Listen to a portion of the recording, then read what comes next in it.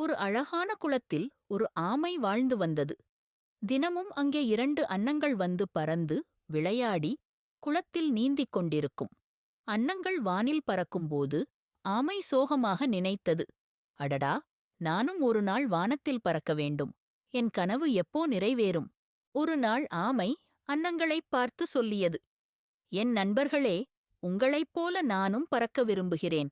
என்னையும் வானத்தில் அழைத்துச் செல்ல முடியுமா? அன்னங்கள் சிரித்துக்கொண்டு, ஆமை, உனக்கு சிறகுகள் இல்லையே, எப்படி பறப்பது என்றன. ஆமை விடாமுயற்சியுடன், உங்கள் உதவியால் பறக்க முடியாதா என்று கேட்டது. அன்னங்கள் சிந்தித்தன. இறுதியில் ஒரு யோசனை வந்தது.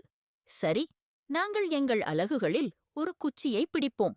நீ அந்த குச்சியை உன் பற்களால் வலுவாக கடித்து பிடித்துக் கொள்ள வேண்டும். அப்படித்தான் உன்னை வானத்தில் பறக்க வைத்து அழைத்துச் செல்ல முடியும். ஆனால் கவனமாக இரு.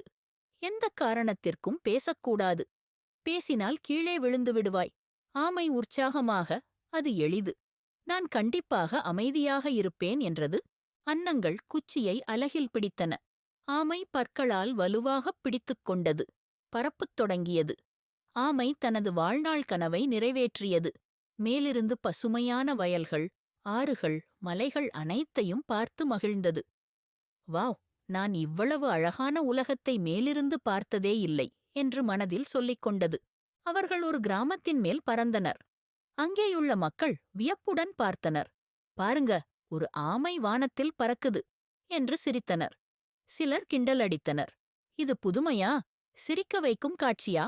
அந்த வார்த்தைகள் ஆமையை மிகவும் கோபப்படுத்தின. என்னை யாரும் கிண்டல் செய்ய முடியாது. நான் அவர்களுக்கு பதில் சொல்ல வேண்டும் என்று எண்ணியது. ஆமை தன்னை கட்டுப்படுத்த முடியாமல் வாய் திறந்து பேசத் தொடங்கியது. நீங்கள்தான். ஆனால் அந்தச் சொல் முடிவதற்குள் குச்சியை விடுத்துவிட்டது. ஒரே சத்தத்தில் கீழே விழுந்தது. அன்னங்கள் மேலிருந்து பார்த்து அதிர்ச்சியடைந்தன. அடடா, பாவம், எச்சரித்தோம் அல்லவா என்று சோகமடைந்தன. அன்னங்கள் சோகத்துடன் சொன்னன, அமைதியாக இருந்திருந்தால் இப்போது உயிருடன் பறந்து கொண்டிருப்பான். எப்போது பேச வேண்டும், எப்போது அமைதியாக இருக்க வேண்டும் என்பதை அறியாததால்தான் இவ்வாறு நடந்தது.